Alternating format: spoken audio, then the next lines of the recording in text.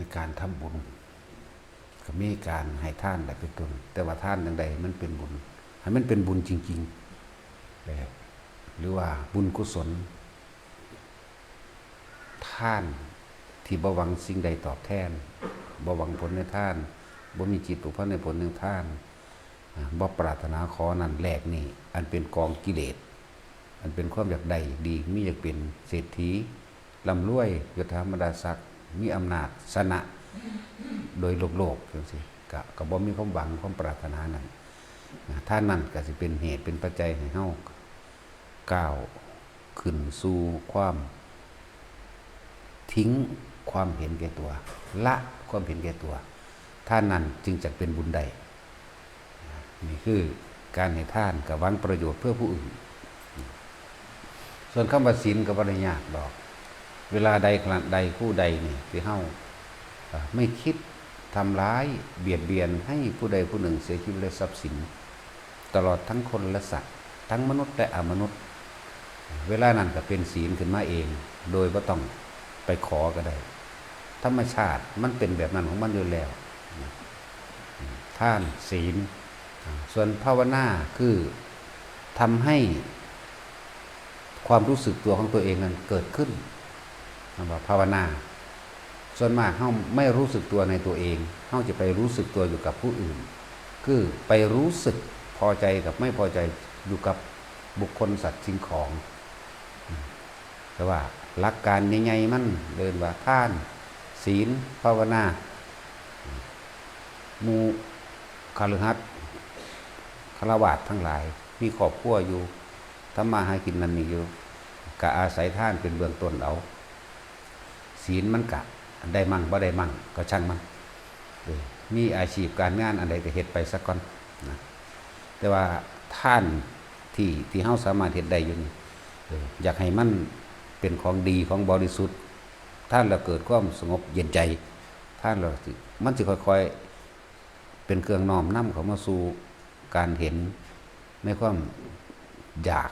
ของตนเองในความยึดของตนเองในความทุกข์ในความเร่าร้อนในความกังวลของตนเองดอกก็เลยอาศัยท่านเป็นเบื้องต้นเพื่อให้เกิดความส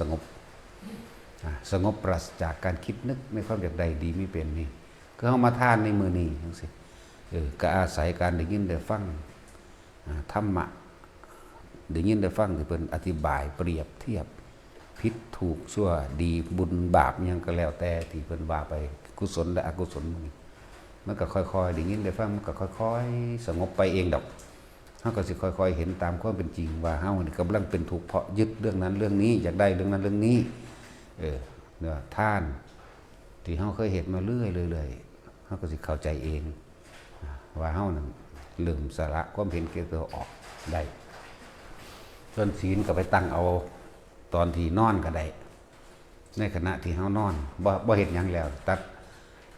เขานอนแล้วเนี่ยเอาไหว้พระพุทธองค์ธัมมังสังฆังสนังคัจฉามินะโมพุทธัสสะนะโมธัมมัสสะนะโมสังฆัสสะข้าพเจ้าขอตั้งจิตเจตนาในการรักษาศีล5ตั้งแต่บัดนี้เป็นต้นไปจนกว่าข้าพเจ้าจะตื่นนอนเมื่อตื่นนอนแล้วเลิกกันเลิกศีลตั้งสั้นพอบางที่ก็อาชีพอย่างว่าไปแต่ว่าขณะนอนลงไปแล้วภาวนาต่อเลยเอาหลักการสั้นๆหลักการไงและวิธีการกระทำเพียงง่ายๆภาวนาก็บ่ได้ไปอย่าไปคิดยากว่าสิยุ่งยากลำบากเอาอานาปานสติที่พระพุทธเจ้าสอนไว้แล้วโลดรู้ลมหายใจเข้ารู้ลมหายใจออกอยู่กับลมเข้าเย็นไปสุดดั่งจมูกเข้าเองเย็นเข้าเย็นออกเย็นเข้าเย็นออกอยู่แค่นั้นแต่ทุกสิ่งทุกอย่างสิไปร่วมตรงที่ภาวนามักมีองค์8คือในหันสัมมาทิฏฐิมีความเห็นตามความเป็นจริงแล้วก็ไหลในหันบารมี10ก็เข้าไปร่วมอยู่ตรงที่เฮามีสติระลึกดูถึงลมหายใจเข้าหายใจออกอยู่นั้นเนี่ยท่านศีลภาวนาก็ไปร่วมตรงภาวนานั่นแหละทำให้บ่อยทำให้มากเดี๋ยวก็เกิดความเคยชินไปเองดอกนะตัวภาวนาเนี่ยในขณะนั้นเฮาได้ท่านแล้วในขณะที่รู้ลมหายใจเข้าออกรู้ลมหายใจเข้าออกบางคนอาจจะมีอาการปิติเกิดได้ยิ่งพวกจับจุลนาโลมหรือทรงฌานจุลฌานไปแล้วนี่ถือว่าในระดับหนึ่งขึ้นไปอีกแล้ว เป็นปฐมฌานทุติยฌานเข้าไปอีกแล้วในขณะที่เรารู้ลมหายใจเข้าออกนี่ว่าเบื้องต้นเฮาให้ทานหรือศีล5เฮาบริสุทธิ์เข้าใจบ่นี่นั่นแหละเป็นมหาทานอันยิ่งใหญ่คือการไม่ฆ่าสัตว์ไม่ลักทรัพย์ไม่ประพฤติผิดในกามไม่โกหกคำให้ผู้ใดเสียชีวิตทรัพย์สินไม่ดื่มสุราเมลัยตลอดทั้งส่งเสริมสนับสนุนให้ผู้อื่นกระทำนั้นด้วยบริเหตุแบบนี้นั่นแหละศีล5ก็มีอยู่ในนี่เองเลยทานอันเป็นมหาทานยิ่งใหญ่คือการไม่ทำผิดศีล5นั่นเองบ่ทำผิดใน5ข้ออันเป็นเครื่องเบียดเบียนอันเป็นเครื่องเดือดทำให้ตนเองเดือดร้อนนั่นแหละศีล5ก็เลยบ่แม่นแนวอื่นนั่นแหละศีลก็มีแล้วทานก็มีแล้วศีลก็มีแล้วก็อยู่นำกันเบิดเลยภาวนาก็ร่วมลงตีลมหายใจเฮาเองนั่นแหละต่อไปมันหังจักเห็นดอกเห็นความคิดต่างๆที่มันดิ้นรนไปหาอยู่หากินเห็นมันดิ้นรนไปหาลำหารวยไปหาแต่ว่าเวลานี่มึงกำลังนอนอยู่มึงสิไปหาหยังมึงคือว่าอยู่กับลมหายใจมึงนี่เนี่ยมันก็สิคอยบอกสอนตัวเองในตัวเอง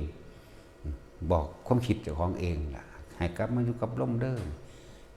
ไปเห็นมาจังซั่นนั่นแหละพอเข้าท่านศีลภาวนาก็มีครบแหละส่วนหมู่ภิกษุสงฆ์ตลอดทั้งนักบวชทั้งหลาย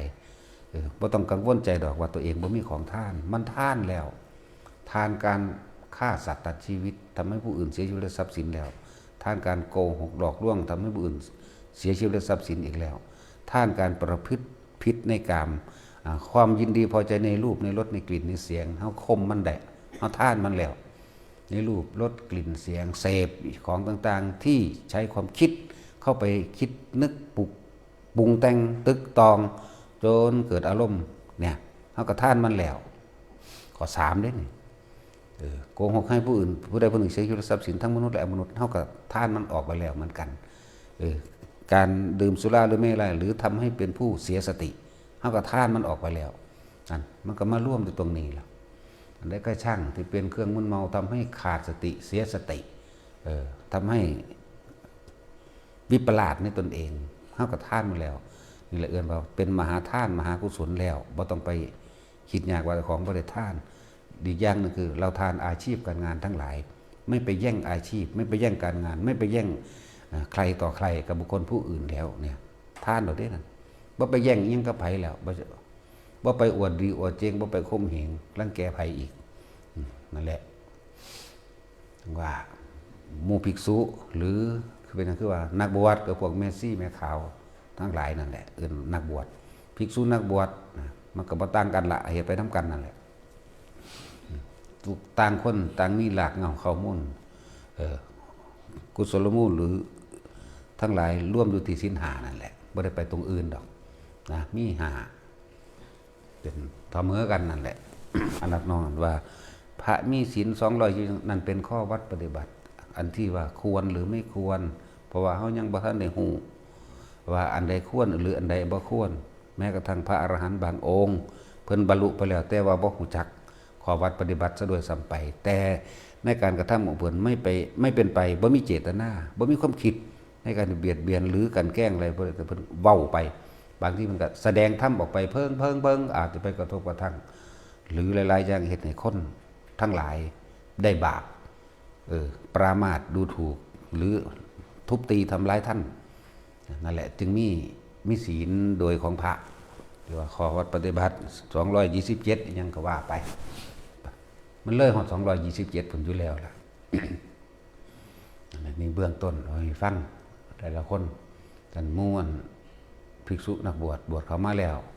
ไม่หรือเก่าก็สร้างถ้าบ่รู้พระวินัยก็บ่ฮู้จักว่าตัวเองควรทำอะไรไว้ได้มั่งบ่รู้เด้เฮ็ดไปตามโลกนั่นแหละบัดนี้สิฟ้าภาษาหยังกับหมู่ภิกษุปุถุชนก็มีธรรมดาเลยก็บ่ได้เอาอรหันต์มาบวชมันก็มีธรรมดานั่นแหละความบ่รู้ก็ยังว่าความบ่รู้จังว่าให้พวกเฮาศึกษาพระวินัยอ่านไปเรื่อยมันมีหลายก็เลยว่าคนที่บวชเข้ามาแล้วพากันพยายามอ่านแน่ อริยวินัยผู้ใดบวชปุ๊บเฮาก็แจกให้อยู่แล้วอริยวินัยข้อวัดปฏิบัติหรือข้อห้ามของผู้ที่จะไม่เบียดเบียนใครเลยเรื่องอริยวินัยอ่านเอาส่วนธรรมก็ค่อยๆฝึกหัดปฏิบัติไปธรรมสภาวะอีหยังทั้งปวงนั่นแหละค่อยว่ากันพวกนี้แต่ว่าเฮานั้นบวชเข้ามาแล้วเฮาก็เน้นฝึกหัดปฏิบัติภาวนาหรือทำสมาธิของเฮานี่คือทำได้ตลอดการทุกเมื่อบ่แม่นว่าเป็นเวลาหรือเป็นพิธีบ่แม่นเป็นเวลาว่าจะต้องนั่ง3ชั่วโมง4ชั่วโมง5ชั่วโมงบ่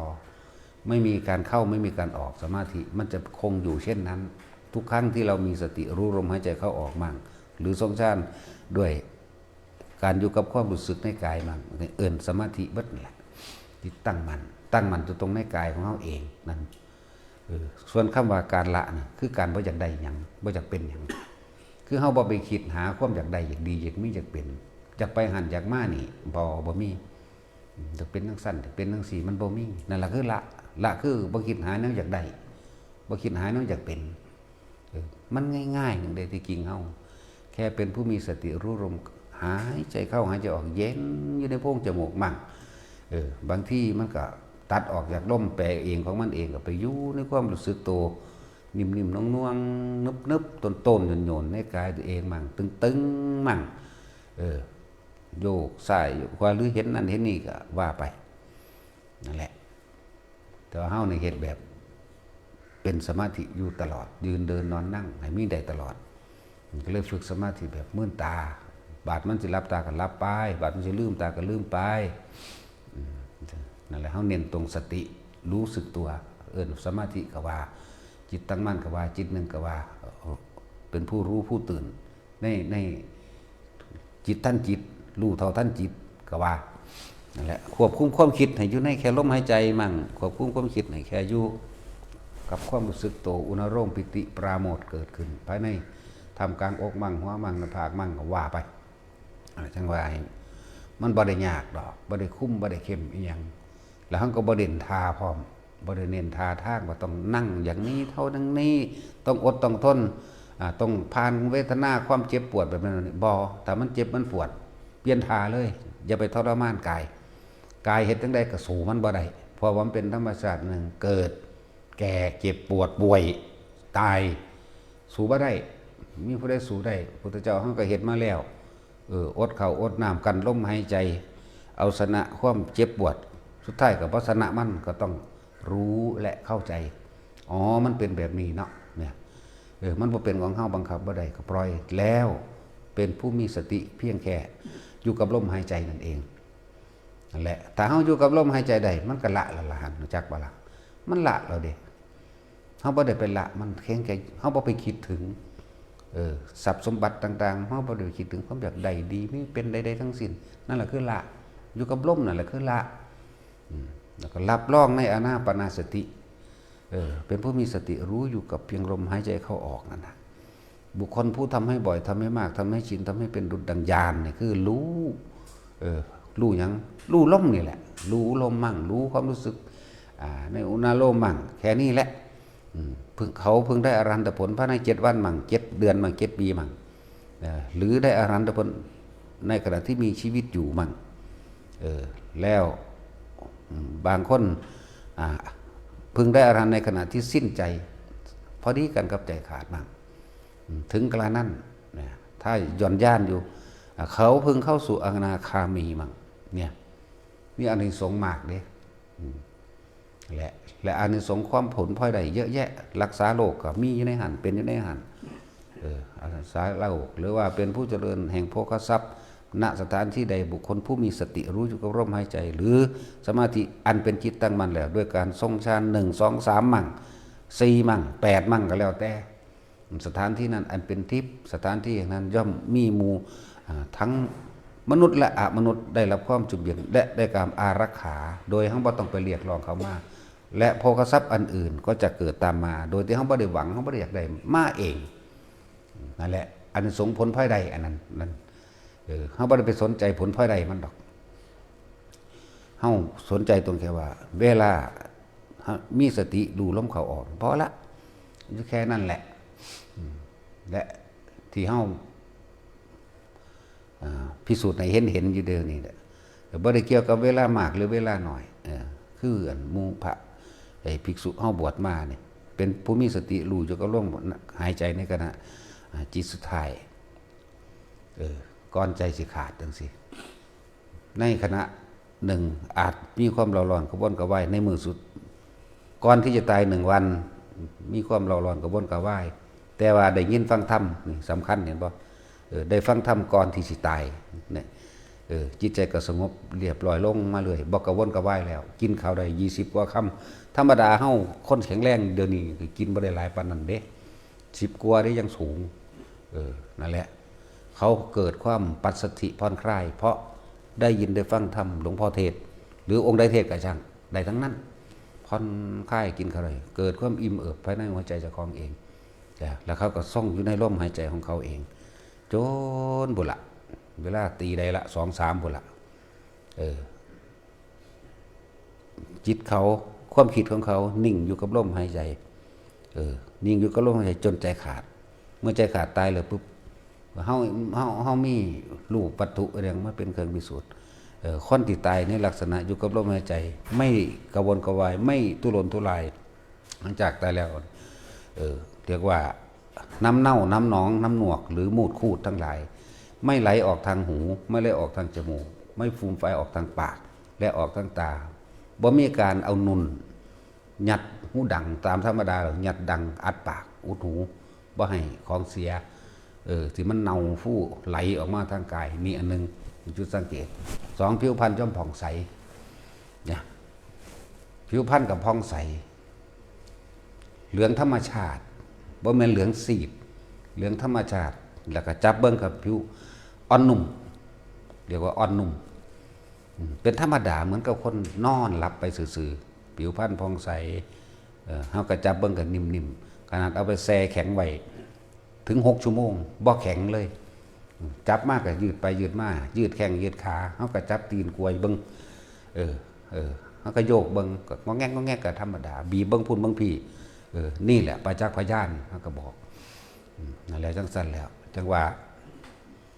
เพิ่นก็บวชแค่3 เดือนนึงได้ล่ะบ่ได้มากมายหยังเด้จังซั่นแหละแต่เฮาจับจุดถูกแล้วบ่ได้ยากเลยนะจับจุดถูกจุดลมบ่ได้จุดแนวอื่นล่ะแนบนิ่งแน่นอนอยู่กับลมโหลดบ่ต้องไปอย่างอื่นนะประจักษ์พยานเฮาก็เห็นแล้วบ่ได้หาแต่เฮ็ดพิธีอีกเฮาเผาก็เผาง่ายๆเอาทานใส่แล้วราดน้ำมันใส่นั่นนี่ศพออกมาแล้วก็ขึ้นเลยจูดเผาใส่แล้วบ่ให้คนเป็นได้เสียเงินเสียทองเสียเวลาอีกคนเป็นก็บ่ได้ยุ่งยากออกเงินค่านั้นค่านี้บ่ได้เสียเวลาทำมาหากินของเขาอีกนั่นแหละหลายอย่างในความที่พระเห็นตะกี้ว่าท่านเทศเรื่องว่าผิวเหลืองผิวนั่นผิวนี่ก็มันท่านนี่มีตัวอย่างมันไม่มีผู้ใดตายเบิ่งบัดนี้มันมีแล้วมันก็มีตัวอย่างแล้วเขาก็จังเว้าตามพยานหลักฐานมันก็นั่นแหละให้มันใจในลมหายใจนี่แหละเขาสิเป็นหยังก็สร้างตัวก็อ่านก็บอกตัวก็ไปเทียบเอาตัวมาถามว่าเพิ่นบรรลุหยังทำหยังบ่จักเบิ่งเอาฟังเอาเทียบเอาเองในตัวเองเขาบ่ยืนยันตัดสินว่าไผเป็นนั้นเป็นนี่เด้ก็เบิ่งเอาตัวนั่นแหละทำตามคำสอนพระพุทธเจ้าน่ะง่ายสุดนะเพราะ